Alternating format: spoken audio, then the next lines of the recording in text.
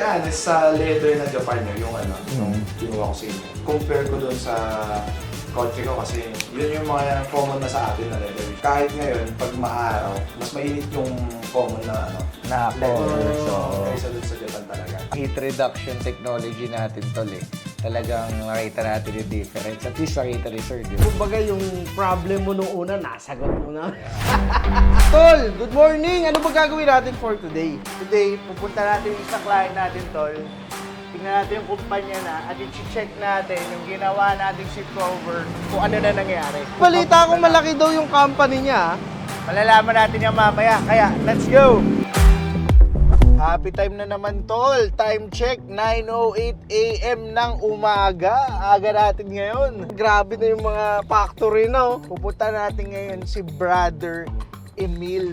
Kakamustahin natin yung kinabit nating seat cover sa kanya.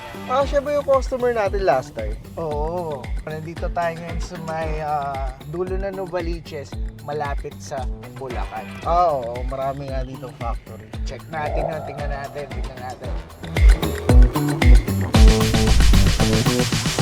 Ito, meron din dumating. Uy! Exact ba lahat na ito? Ito yung ginawa natin. Yung Ranger na puti. Ano, kamusta naman brother yung experience mo? To be honest, sa leather na Japan nyo, yung ano, yung kinuha ko sa inyo. Compare ko dun sa kotse ko kasi yun yung mga common na sa atin na leather, which is yung German, Italian. Oo. Kahit ngayon, pag maaraw, mas mainit yung common na ano, Naka-cover. So, kaysa dun sa Japan talaga. So, na-experience mo yung pinagkaiba ng mga Yes, leathers, no? Pinagsasalitan kong gamitin. Oo. And actually, pinapagamit ko sa mga kapalit yung pick-up. oo. Then, okay naman sa kanila, mas mainit nga lang talaga yung kotse. Oh, I see. So, yun nga, yung heat reduction technology natin tol eh. Talagang nakita natin yung difference. At least nakita ni Sir, di ba? Kumbaga yung problem mo nung una, nasagot mo na. Mas malakas lang ng aircon yung pick-up. Oo. Pero, kahit mas marami kami dyan, hindi mo masyadong maramdam yung init ng leather. Wow. Kaysa sa kotse. Kahit Oo, mag-isa ako, ramdam ko yung init ng leather pag mag-isa lang ako sa kotse. Compare sa marami kami sa pick-up, mas mainit pa rin yung kotse. Tapos ano yung difference nung ano, di ba dati wala ka pang leather seat dito. Tapos nung nilagyan mo ng leather seat, anong difference? Kampante kang gamitin kasi talaga siya maalikabok. Hindi ba alikabok? Totoo. Factor na maganda pag naka-leather ka na. Oo.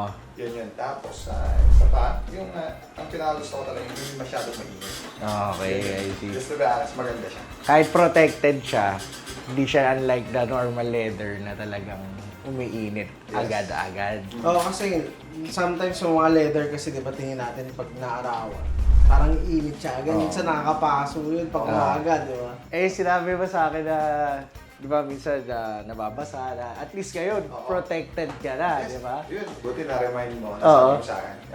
Yesterday, kasama ko yung anak kong babae. Oo, yan. Natapon niya yung tubig. Hindi na tama Sa upuan.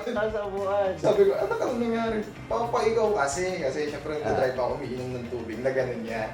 So, buti, hindi sa kanya natapon. Nabitawan niya, nalaglag sa may upuan. Basa talaga. So, pinunasan lang namin, okay na. Yun, di ba? Pag natupuan, basa talaga. Oo, kasi lulusot yun eh. One more, yung pagkain. Pag kumakain, Pagkain, yun pa, oh. yung normal na Yung fall odor, oo. yung ano pa, mapupunta, yung debris na malilit, sisiksikin sa upuan. Oo. Yes. Ngayon, hindi na. Oo. Pinapagpag na lang namin, or vacuum, okay na.